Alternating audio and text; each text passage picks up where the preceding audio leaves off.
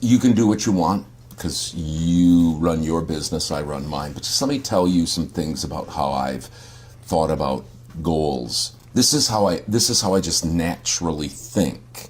And I think the key to my business success is simplicity of purpose. That's the key. If you deem me being successful, 14 years, averaging over $200,000 per year for my 14 full years of voiceover. If you say that's success, if you would say that, if you would deem that and give me that title of being successful, that would be, if I were to speak at a conference, that would probably be my second thought. My first thought would be is why the industry is in such bad shape, but that would be part of this, and that is I think it's too complex. I think the reason that I've been successful is simplicity. Not being simplistic, but simplicity. And when I think about goals, every single year, I always start with the money goal. Always, always, always. I always start with how much do I want to try to make in the next year. Why? Why do I do that? We've heard this before. It's because, and you've heard this before, I am in the VO business. VO, very small, huge, large, bolded, italicized, yellow highlighted business. I am in VO business. I'm first and foremost, by a long shot, in VO not for the fun, although it can be fun, not for the freedom, although there can be freedom, not as a creative outlet, though that's fine, or to add to my list of big brands to impress friends or family or industry peers or anything else. I'm in business for business sake, and that is to turn a profit. And so my number one goal is always, this is how much I want to make. What do I want to and think I can make in the coming year? How I come to this figure is I base it on what I made the year before, and then I shoot for a goal that will press me, but not depress me. It'll press me, but it won't depress me.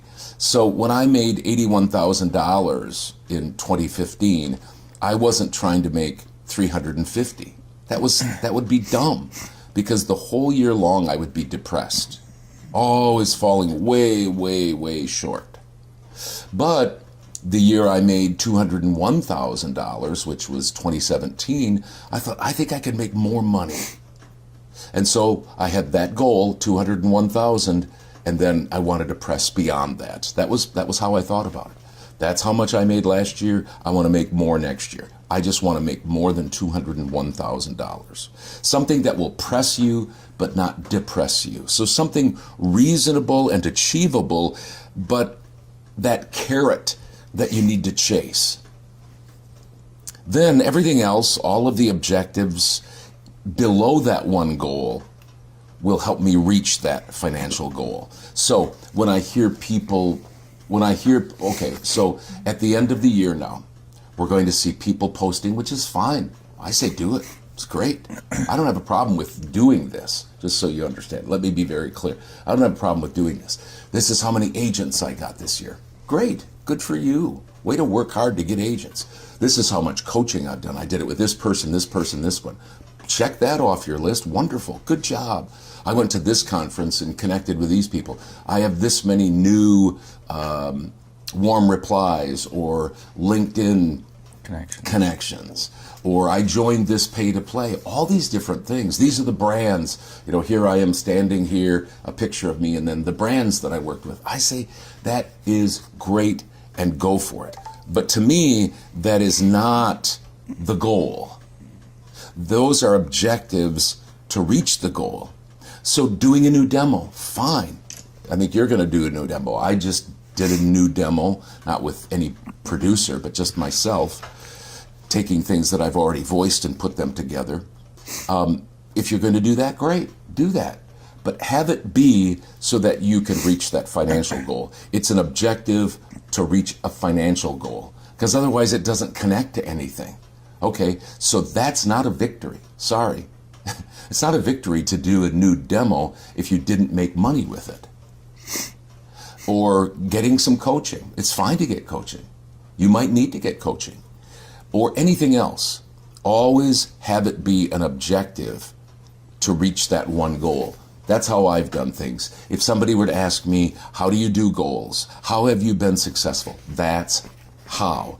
One goal and other objectives, always to reach that goal. And I just get rid of, I just cull out things that don't reach that goal. Nothing, I'm not going to do a ton of social media. And it's not just because I'm not good at it. It's because I think it's a waste of time. Most of it, a lot of it, is a waste of time. Scrolling and posting and all these things. If you can tie it, if there's a golden thread between that and making money, then do it. Just two other things. I already know next year what my financial goal is. It's $125,000. I'm slowing down again. This last year it was $150,000. This year it's going to be $125,000. That is $500 a day, $2,404 per week, and $10,417 per month. I have those financial goals already in my head, and that's what I'm going to be shooting for. If I make more, that's great, but I'm going to be shooting for that, and that will help me move to that goal. But the second thing I do, and I don't think a lot of people do this, is they schedule the days they're to work. They're supposed to work. Why in every single other business? I know all the people I know, friends and families, they work for the man. They have a schedule. They know how many vacation days, how many holidays, how many sick days, how many weekends they get off, and then they say, this is how many work days I have. And then they go to work on those days. Why? Because they have to. Well, you have to too. So this next year, I have scheduled 250 work days. That's 104 weekend days and 11 days off. I almost always stick very closely to that. Can they move and shake a little bit? Yeah, but it's almost always very close to that. And you can do the same thing. Kind of look at your calendar, say, when are the holidays? When do I want to travel, or at least have some travel times or days? And then put that down, and then go to work those days. Be just a normal business person. Don't be a voice actor. Oh, I don't feel like working. Or, I worked 5 days in a row and now I get to take a couple of days off because I've met my financial goal. Well, guess what? If you don't work those days and you're scheduled to work those days, your business isn't going to be profitable. Just like the carpenter who's working up the street here. If he says to his boss, I guess I'm going to take a few days off here. Well, guess what? They're not going to build their building.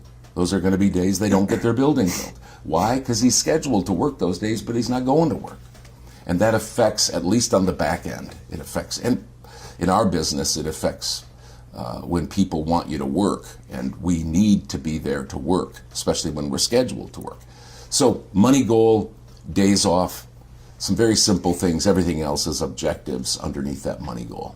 That's how I do it. You don't have to do that, and if you come with different goals, I'm not going to say, hey, you didn't do what I told you to do. Do it the way you want, and maybe you'll be successful. Maybe that's something mind-wise you need to do. This has been very simple and effective for me.